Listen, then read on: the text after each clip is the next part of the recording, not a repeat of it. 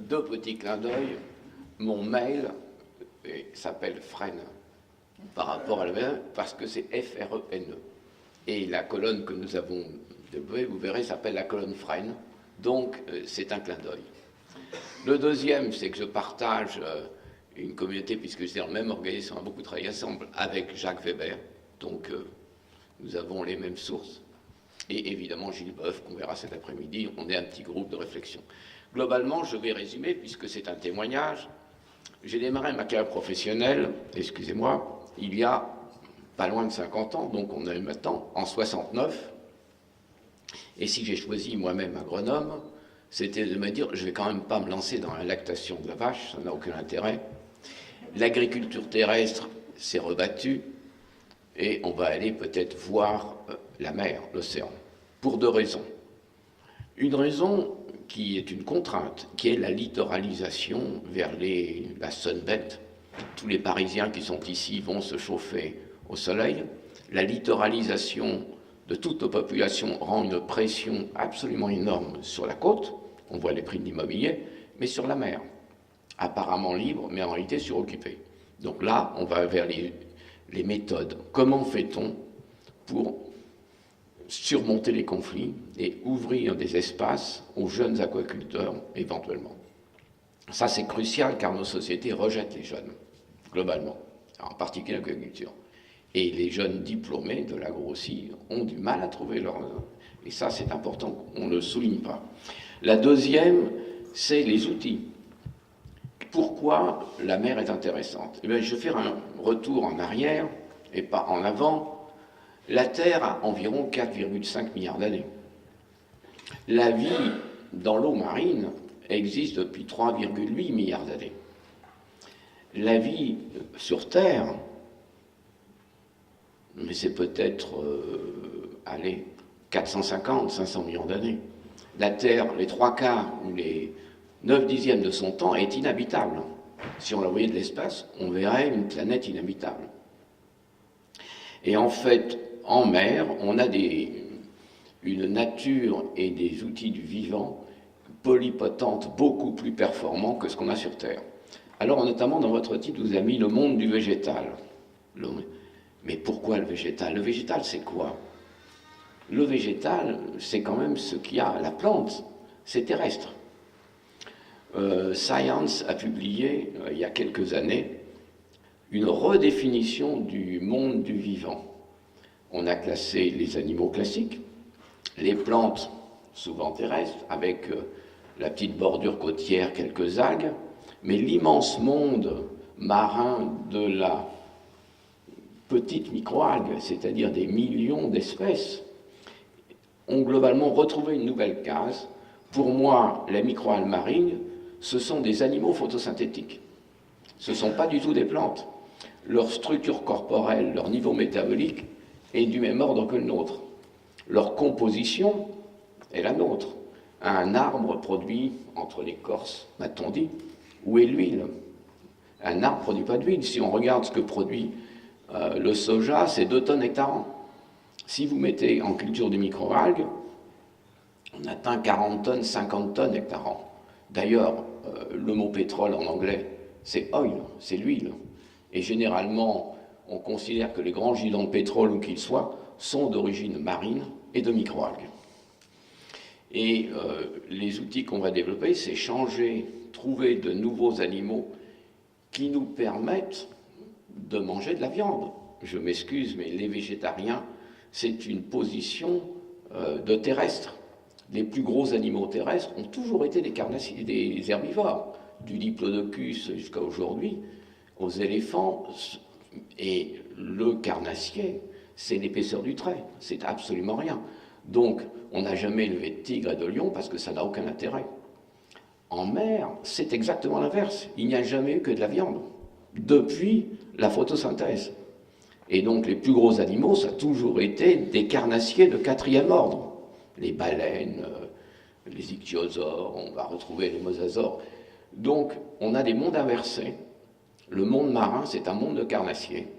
Le monde terrestre, c'est un monde d'herbivores et de végétaux. Et quand on va aller vers ce monde marin, on va essayer de trouver des techniques pour pouvoir trouver de la viande au sens, si on ne peut plus faire de bœuf parce que c'est trop cher, eh bien moi je mangerai du poisson parce que on a une cohérence. Alors, je vais parler des outils et ensuite les méthodes. Les méthodes de co-construction qu'on avait développées avec Jacques Weber. D'ailleurs, c'est des travaux communs, c'est un ANR qui s'est fait entre l'INRA, l'IFREMER, l'IRD, le CIRAD et le CNRS, qui s'appelle EVAD. Vous avez qu'à taper sur Internet EVAD, évaluation de la durabilité de l'aquaculture au niveau mondial. Quelles sont les méthodes qui vont permettre, à travers des écoutes de territoire, avant toute chose, il ne s'agit pas d'amener la vaseline quand le projet est prêt pour faire passer les choses, mais faire émerger, avec tous les acteurs du territoire, une vision commune de leur futur, et la faire émerger au sens de la maïeutique. Ça, c'est la méthode. Pour les outils, je reviens vers les outils. L'aquaculture côtière qui s'est développée, on la voit très bien sur nos côtes, il y en a à Aquavar, vous avez à Cannes Aquaculture. Cette aquaculture a très vite rencontré des conflits, en fait, avec les papy boomers qui viennent se chauffer les eaux au soleil et qui financent des petites associations écolos qui disent pas de porcherie au port de nos plages. Il y a une espèce de vision terrifiante qui fait qu'on pousse ces gens ailleurs, soit en leur interdisant, et c'est la réalité, il y a un échec total des installations d'aquaculteurs. Alors donc il a fallu une méthode, c'est passer au large.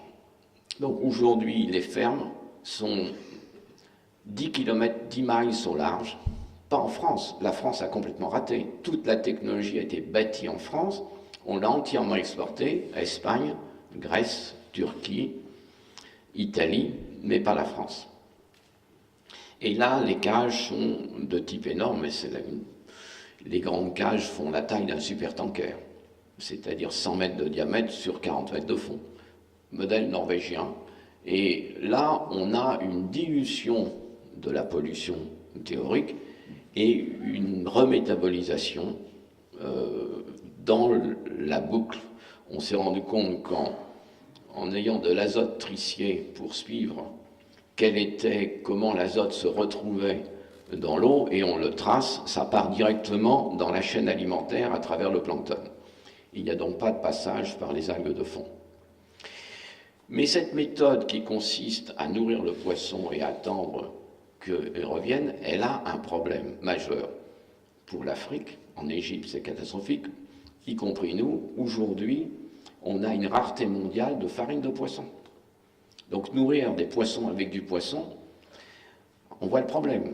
Aujourd'hui, je vous cite une petite histoire, l'Égypte, dont la livre s'effondre, ne peut plus payer les farines de poisson qui viennent du Pérou, lesquelles farines ont été achetées à l'avance par la Chine, qui évite les émeutes de la Chine de l'Ouest parce que le prix du porc augmente trop vite, dû à l'augmentation des prix de la protéine.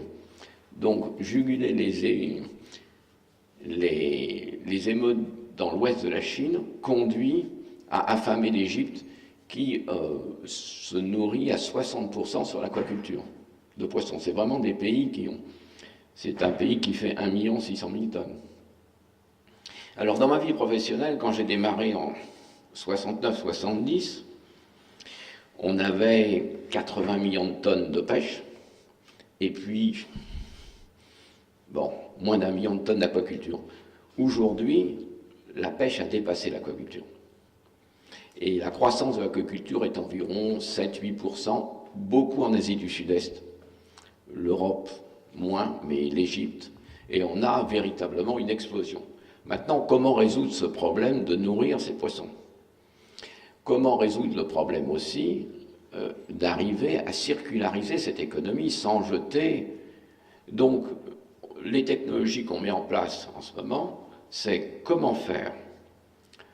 En réalité, dans un monde futur, nos déchets vaudront presque aussi cher que nos productions.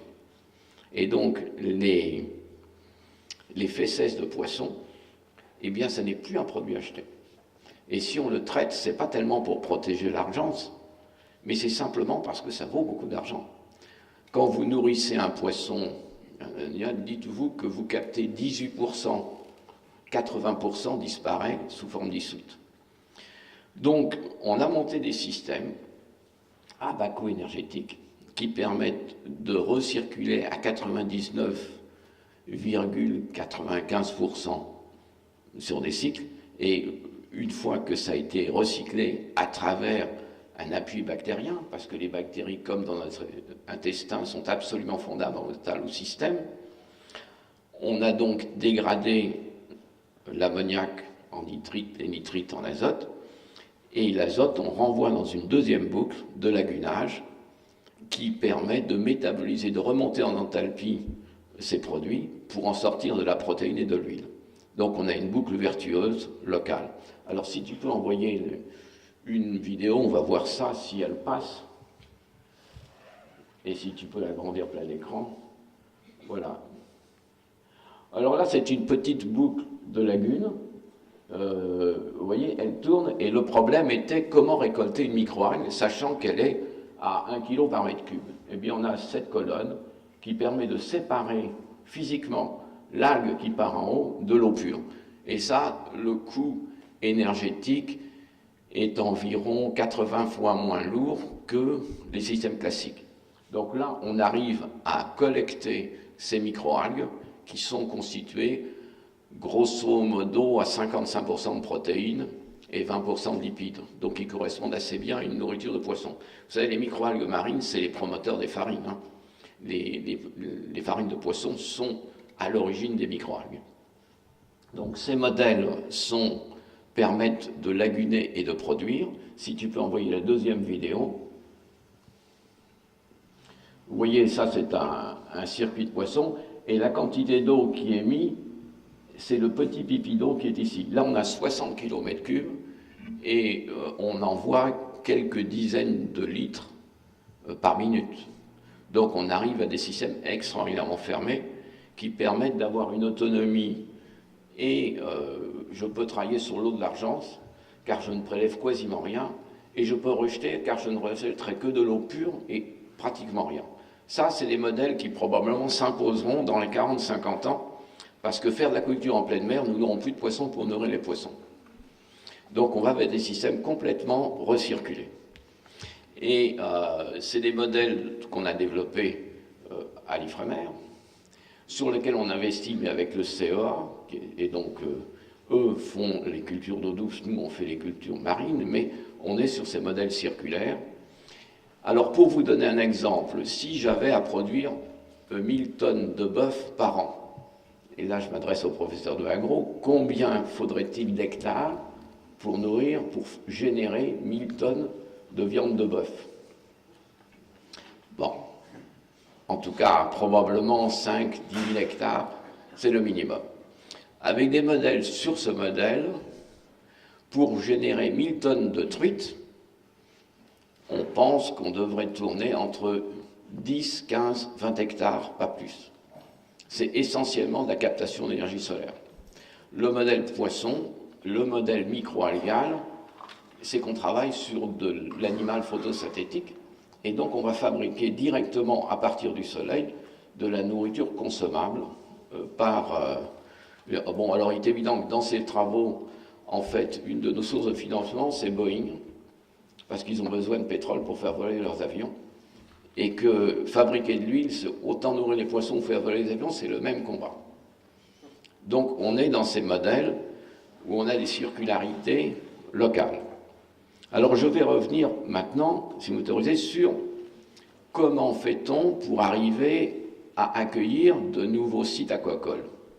Est-ce que vous êtes promené sur le littoral à Cannes? Vous n'êtes pas loin dans le Var. Bon, on a de merveilleuses eaux claires. On a beaucoup de retraités qui se chauffent au soleil. Les Parisiens sont très contents de descendre maintenant pendant l'été indien, mais ils ne veulent avoir la grande bleue. Et on ne veut pas la grande verte. Donc, il y a un rejet de toute activité qui pourrait occuper la mer. On va frapper plusieurs légitimités. Et comme les droits, il y a deux droits qui s'opposent, par exemple, c'est deux cas qui s'opposent. le droit au logement et le droit de propriété. Ben, c'est des droits conflictuels qui ont toute leur légitimité, mais qui sont conflictuels. Alors le premier droit conflictuel, c'est le pêcheur, qui vous dit, mais moi, c'était mon grand-père qui pêchait, je veux que mon petit-fils pêche, la mer m'appartient, parce que je suis là depuis plus longtemps que vous, le droit du premier occupant. L'aquaculteur arrive, et il dit, mais moi, je produis 10 fois plus de poissons sur le même milieu, donc j'ai le droit parce que je génère plus pour la collectivité et la nourriture.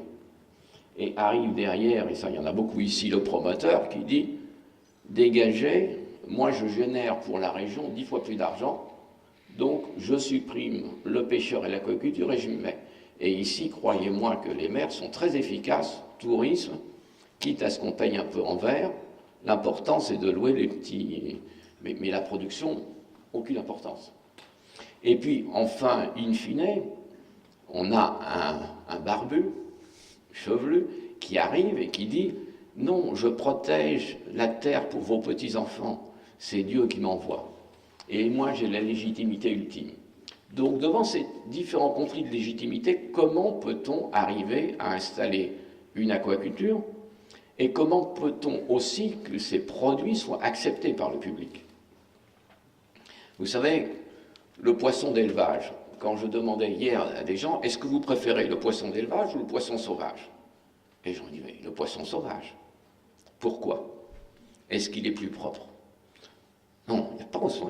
Il est en ce moment certainement beaucoup plus dangereux de manger des poissons de l'Argence ou du Rhône. C'est d'ailleurs formellement interdit.